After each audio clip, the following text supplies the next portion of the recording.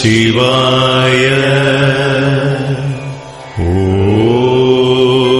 नमः शिवाय। ॐ नमः शिवाय। ॐ नमः शिवाय।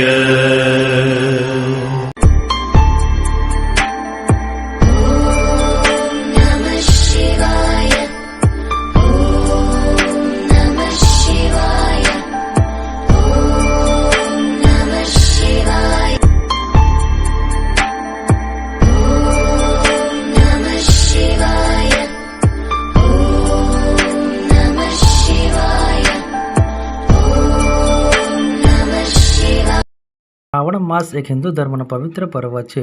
સમગ્ર ગુજરાત રાજ્યમાં 5 જ યોનિલિંગ એવા વિશિષ્ટ પ્રકારના છે જે માત્ર યોનિ પ્રતીકોની પૂજા થાય છે. સમગ્ર ગુજરાતમાં વૈજનાથ મંદિર વાસણ ગાંધીનગર, મસ્યા મહાદેવ વિજાપુર, પંડોળિયા મહાદેવ પંડોળી પેટલાદ, ઉત્કેશ્વર મહાદેવ કપડવંજ અને 5મું શ્રી સંભેશ્વર મહાદેવ દેલવાડા મુકામે આવેલું છે. આ લિંગોને ભવલિંગો તરીકે પણ ઓળખવામાં આવે છે. ગાંધીનગર જિલ્લાના માણસા તાલુકાના દેલવાડા ઘોઘડિયું ગામ છે. શ્રી સંભેશ્વર મહાદેવની ખૂબ પ્રાચીન દંતકથાઓ રહેલી છે.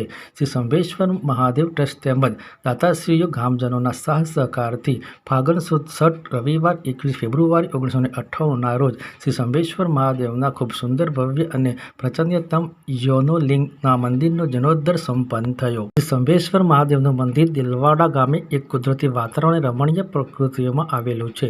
શ્રી સંભેશ્વર મહાદેવ ટ્રસ્ટ દ્વારા અહીં આવતા મહાદેવના પરમ ભક્તો માટે પર્યાવરણ પ્રેમી મિત્રો તેમજ ગામજનોના માર્ગદર્શન અને સાથ સહકારથી પરમ સુખ અને શાંતિનો અનુભવ થાય અને નાના બાળકોને આનંદ પ્રાપ્ત થાય. દર્શનાર્થીઓને સાયડો પક્ષીઓને આશરો ખોરાક મળી રહે અને પર્યાવરણનું જતન થાય તે હેતુથી મહાદેવના આશરે 36,000 ચોરસ મીટર 16 વીઘા જેટલા વિશાળ વિસ્તારને કોટથી સુરક્ષિત કરી અંદરની બાજુ યજ્ઞશાળા, બારકી ડાગન, બગીચા, મહાદેવના મંદિરની પાછળની બાજુમાં આવેલ તળાવનો વિકાસ, વિશાળ પાર્કિંગ અને બાકીની જમીનમાં વૃક્ષો વાવી આ વિશાળ વનને પિકનિક સ્થળ બનાવવાનું નક્કી કરેલ તે મહાદેવની દયાથી પૂર્ણ થયેલ છે.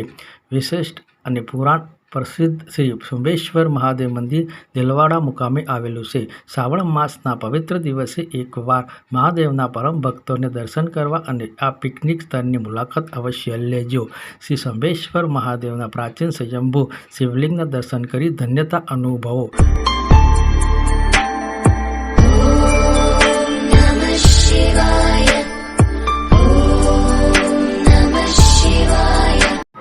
મારું નામ પટેલ મણીલાલ બેચરદાસ, ગામ દેલવાડા. હું મહાદેવમાં મારા બાપ દાદાના વર્ષોથી આવું છું અને મેં બાપ દાદાના મોઢાથી વાર્તાઓ સાંભળેલી છે કે ભૂતનાથ મહારાજ હતા એ એટલા બધા પડચાધારી હતા. આ વેરાન જગ્યા હતી, અહીં બધા ત્રાસ હતો, પણ એ મહારાજ એવા હતા હાથ લોબો કરીને લોકોને પડચા આપેલા છે.